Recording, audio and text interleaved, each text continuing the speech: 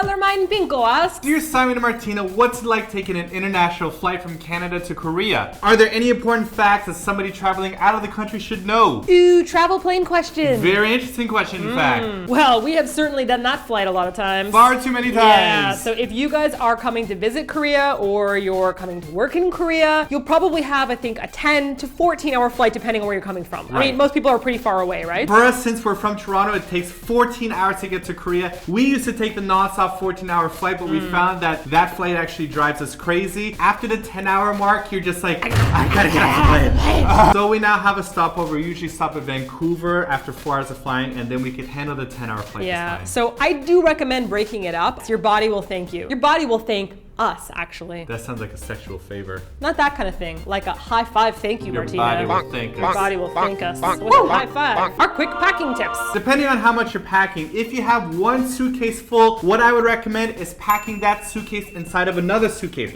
The reason why is because if you wind up buying a lot of stuff in the country, you want to bring it back, then overpacking your single suitcase is going to suck, and you don't want to buy another suitcase. Yeah. When it comes to packing, we actually use a lot of vacuum bags now to like flatten everything. Simon likes to roll his t-shirts, and we usually wear our biggest shoes on the plane because we're going to take them off anyways, because shoes take up so much freaking space, especially when you have a Dothraki man warrior. Man size 13! Yeah, it's like he puts in 2 pairs of shoes and there's no more room in the suitcase. I'm like, thanks, Simon. I'll just pack my clothing in this tiny corner. So wear boots on the plane. Also, if you're going to be packing any bottles into your suitcase, say like, for example, lots of bottles of ranch, I would recommend putting them inside of another plastic bag because sometimes they could explode while in the suitcase, and then you got like ranch all over your clothes, which definitely improves the quality of your clothes, but it's something that you might not necessarily want. I've had conditioner explode, I've had face cream explode, so I put everything now in those little zip top bags. You will thank me, your body will thank me.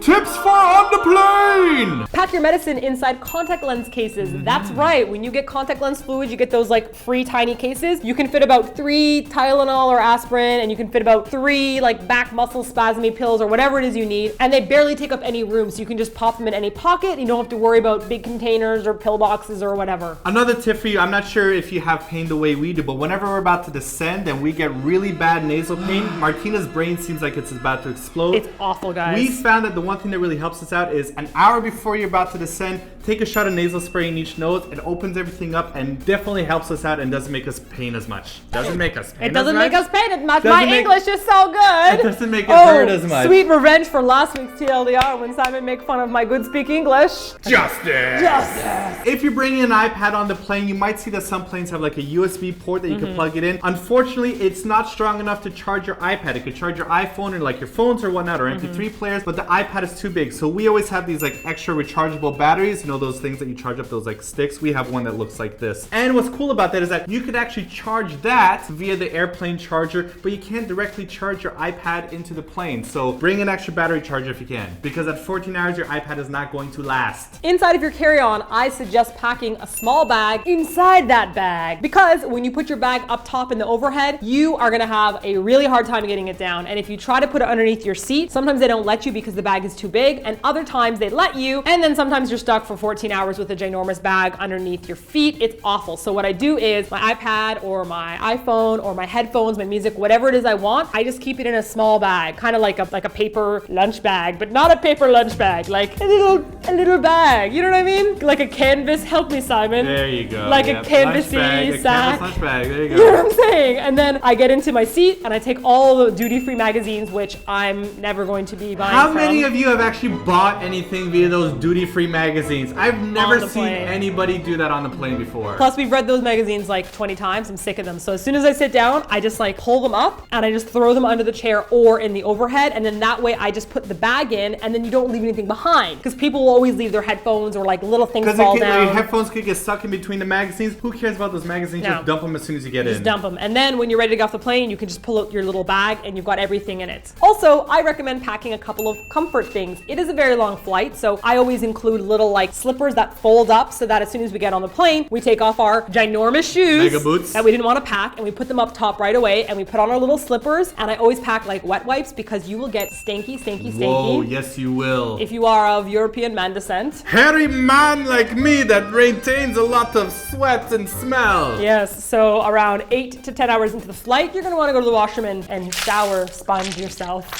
Freshened up. Some airlines actually do provide you with slippers, but for me that's kind of useless because they have little tiny baby feet. But I am giant man. Your slippers mean nothing to me. I bring Simon slipper fold-ups from the Walmart. Once you're on the plane and everyone's kind of settled down, ask the flight attendant for an extra pillow and blanket right away because guess what? They actually run out. And you don't want to have the seatbelt like poking into your side in the middle of the night and you got this dinky tiny little pillow. You want to be the person that has 2 dinky pillows and an extra blanket. And you can ask for like an extra pillow, and if they give it to you and that baby behind you in the flight is starting to scream, then you can use that pillow to smother the baby. It works very effectively. Simon and Martina do not endorse smothering babies. Or murdering of them. Murdering ever. Don't do it. No. No. That was a joke, people. Oh my god, I can't believe Simon and Martina recommend infanticide. Is it called venticide? Infanticide. I did not know that. Yes. I've learned something new today. Infanticide is when you kill infants. Or you can be badass like us. We usually are very effective with packing everything into our luggage, so our carry-on is very light. So in our carry-on, we actually pack our own pillows, the ones that we use at home, 2 of them, one for Martina, one for us, because the pillows they give you in the airplane are like this big, and it's just so useless. So we have our big king-size pillows. We get to hug and snuggle them and actually kind of get close to sleeping on an airplane. But we never actually do. It's just too painful for us. Pack some snacks because they're gonna feed you eat on the plane, then they're gonna turn the lights off and you're gonna be like, what the heck, it's the middle of the day, they're trying to like adjust you to time zones, and then at the 7-hour mark, you're gonna be starving, and guess what? They're not gonna feed you yet, and you're gonna be really hungry and sick and tired of the crusty old sandwiches and like the apples that are not quite ripe and the bananas that taste weird and the peanuts, like how many peanuts can you eat? Too many. So pack yourself a snack. We usually pack like little snack bars, so we have like little health bars that we bring with us, and they actually do a good job of filling us up. Or beef jerky.